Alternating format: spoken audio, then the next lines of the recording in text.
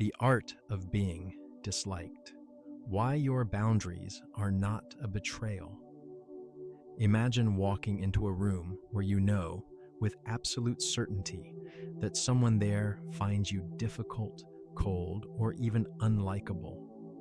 Usually, this thought would trigger a frantic internal tightening, a desperate urge to soften your stance, to smile wider, or to perform a version of yourself that earns their approval.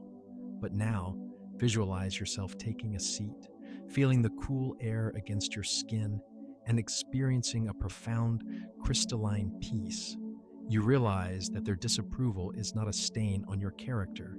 It is merely a noise in the room, as indifferent to your worth as the hum of a distant engine.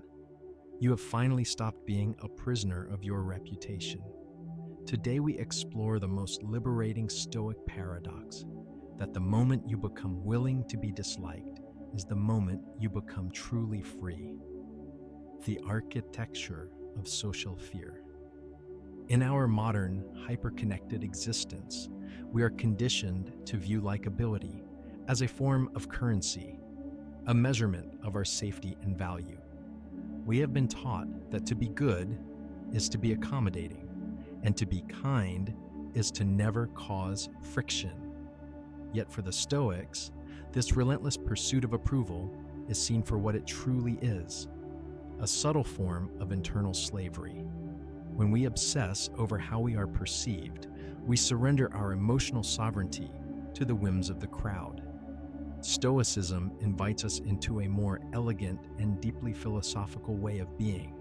It suggests that your primary duty is not to be liked, but to be consistent with your own character and reason.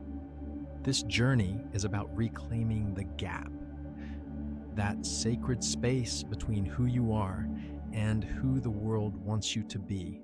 It is about understanding that a boundary is not an act of aggression against others, but a profound act of stewardship over your own soul. The Betrayal Delusion. One of the greatest psychological hurdles we face is what we might call the Betrayal Delusion. We often labor under the heavy feeling that setting a boundary or saying no is an act of betrayal toward those around us.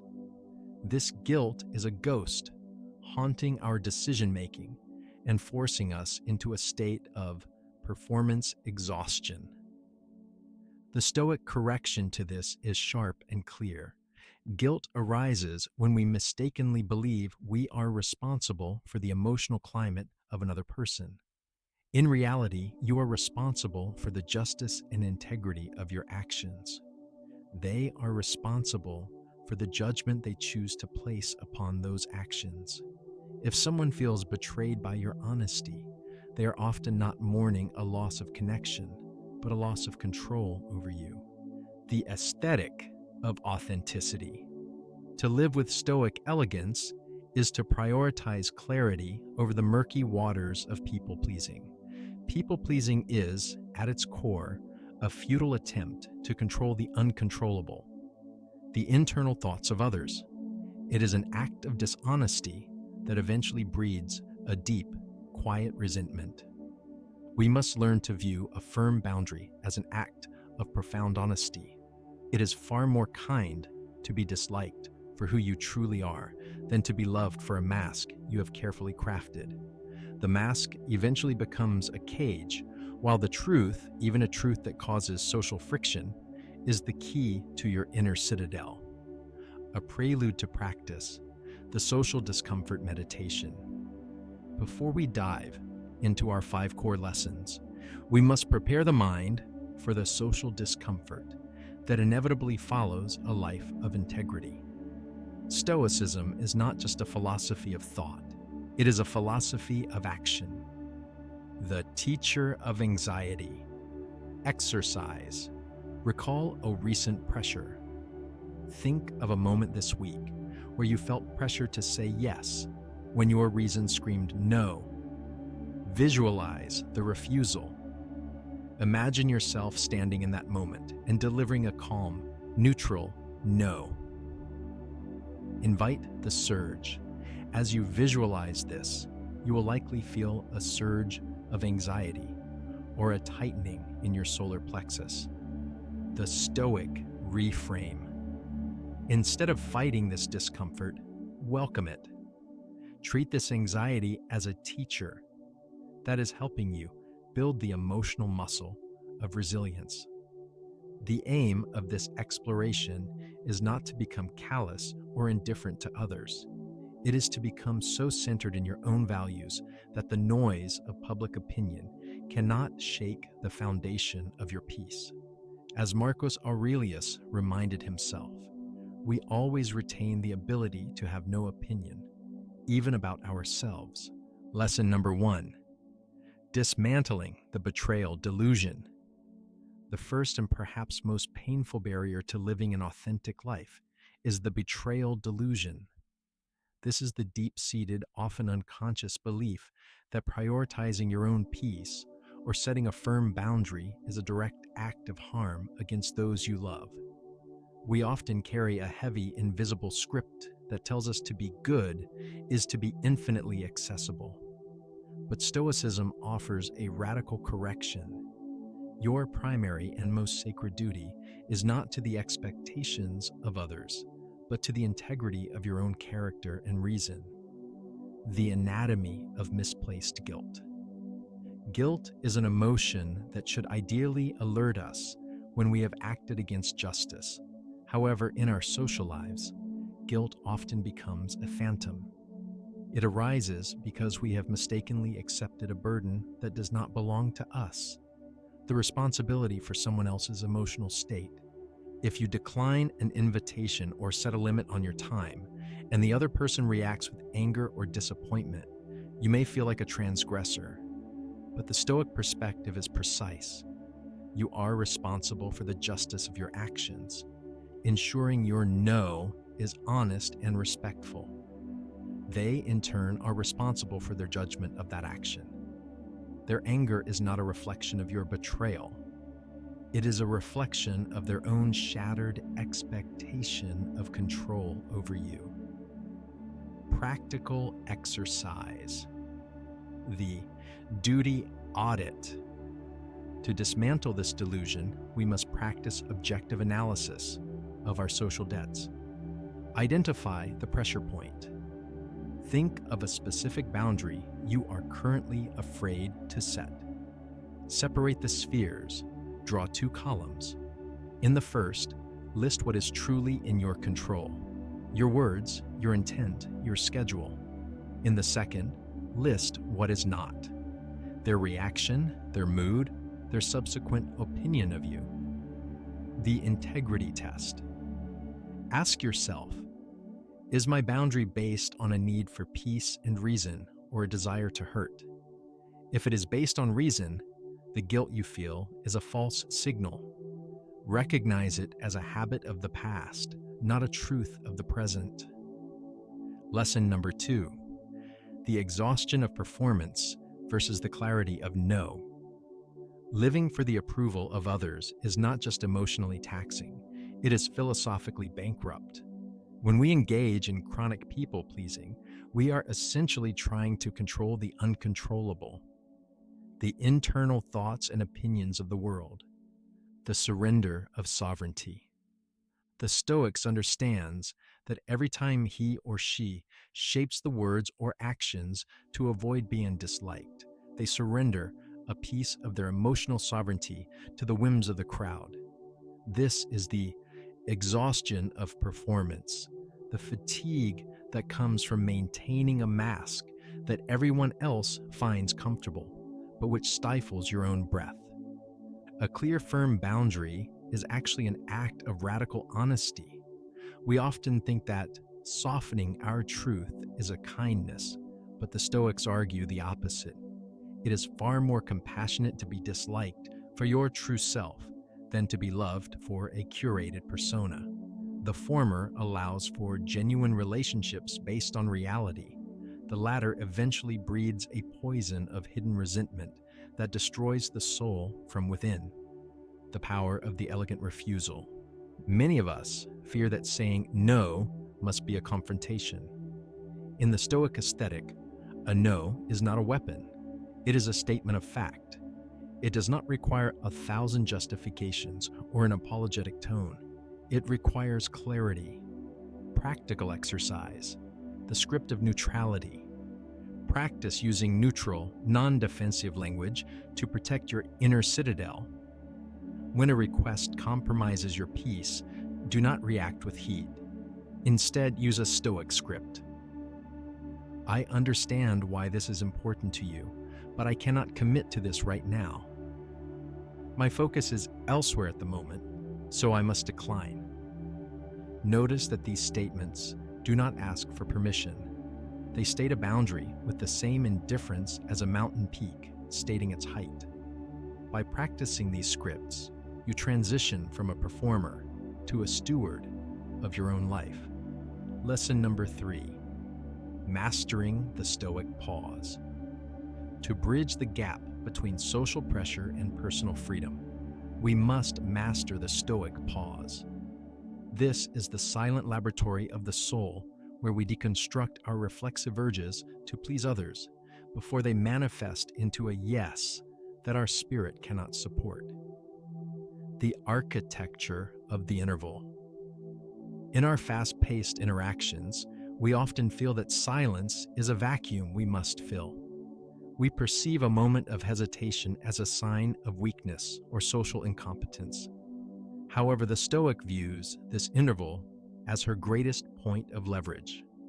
As Seneca noted, the greatest remedy for impulsive reactions, including the impulse to comply, is delay.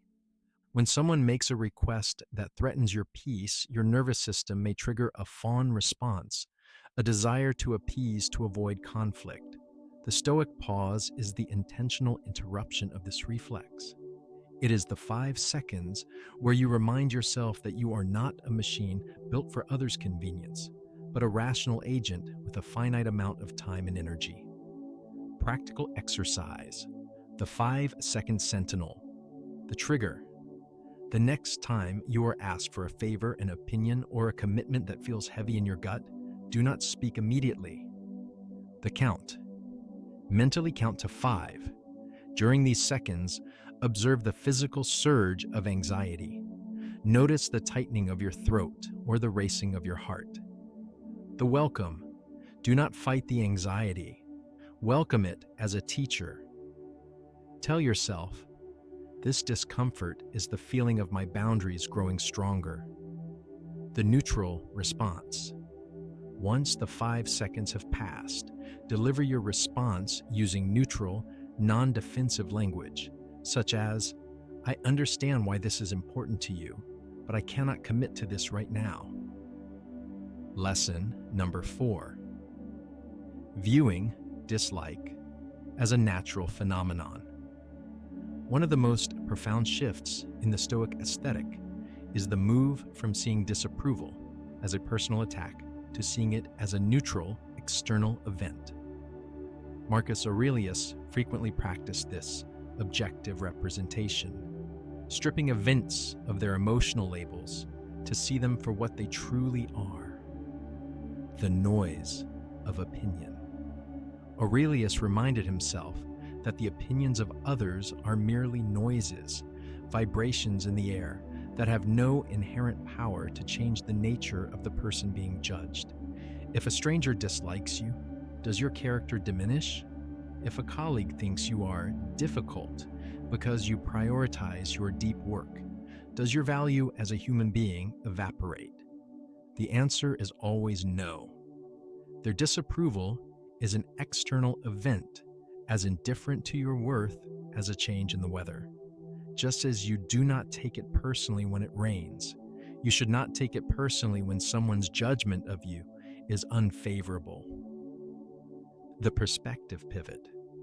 When we stop fearing dislike, we gain what the Stoics call the ultimate freedom. We accept that being misunderstood is simply part of the human script, an inevitable byproduct of living in a world of diverse perspectives. Practical exercise. The natural element, reframe. When you encounter someone's coldness or judgment, use this mental pivot. Observe the fact. This person is expressing disapproval. Label the event. Classify this disapproval as a natural phenomenon. Tell yourself, their opinion of me is like the wind. It moves around me, but it cannot enter my inner citadel unless I open the gates. The Aurelian reminder. Recite the mantra. You always retain the ability to have no opinion. There is no obligation to disturb your mind over things beyond your grasp. By treating dislike as a neutral force of nature, you stop being a prisoner of your reputation. You no longer waste energy trying to fix the wind. Instead, you focus on how to keep your own flame burning steady and bright. Lesson number 5. The virtue of integrity over approval. The final stone in the foundation of your inner citadel is the transition from seeking external validation to practicing internal integrity. In the Stoic tradition, virtue, acting in accordance with reason and justice, is the only true good. When you reach this level of mastery, you no longer see being disliked as a burden to be managed, but as a sign that you are living a life of substance. The sovereignty of character. We often treat our reputation as if it were a limb of our own body, feeling personal pain when it is bruised. But the Stoic recognizes that her reputation is an external. It exists only in the minds of others, and is therefore beyond her control. To obsess over it is to surrender your power to the whims of the crowd. True sovereignty is found when you realize that your worth is not a democratic vote. If you act with justice and clarity, and the world responds with disapproval, the error lies with the world, not with you. By prioritizing your own character over the applause of others, you find a source of stability that no social storm can wash away. Practical exercise. The evening audit of intent. To shift your focus from approval to integrity, conclude your day with a specific reflection. Identify a friction point. Recall a moment today where you felt the sting of being disliked or misunderstood. The question of justice. Ask yourself, did I act with honesty and kindness? Was my no rooted in reason? The release. If the answer is yes, then the outcome, the other person's dislike, is a neutral event. Mentally hand the responsibility for that emotion back to them. Say to yourself, I have fulfilled my duty to my character. Their judgment is their own burden to carry. Closing reflection, the unburdened path. We have traveled through the landscape of social fear, from the betrayal delusion to the liberating realization that being disliked is often the price of freedom. We have learned that boundaries are not walls built in anger, but the essential architecture of a peaceful soul. The gift of clarity. When you stop performing for the world, you finally have the energy to truly engage with it. You become a person of depth and reliability because your yes is a true yes, and your no is a sanctuary of truth. You no longer walk through life tentatively, waiting for permission to exist as you are. As you move forward, carry with you the words of Marcus Aurelius. You always retain the ability to have no opinion. There's no obligation to disturb your mind over things beyond your grasp. Your reputation is beyond your grasp, but your character is entirely within it. Final affirmation. If this journey toward emotional sovereignty has resonated with you, I invite you to leave a reflection below. Which boundary has been the hardest for you to set? In what area of your life are you ready to trade the exhaustion of performance for the clarity of truth? By embracing the art of being disliked, you're not choosing loneliness, you're choosing authenticity. You're stepping out of the shadows of others' expectations and into the brilliant, steady light of your own soul. Keep walking with elegance. Keep walking with truth. Your peace is your own.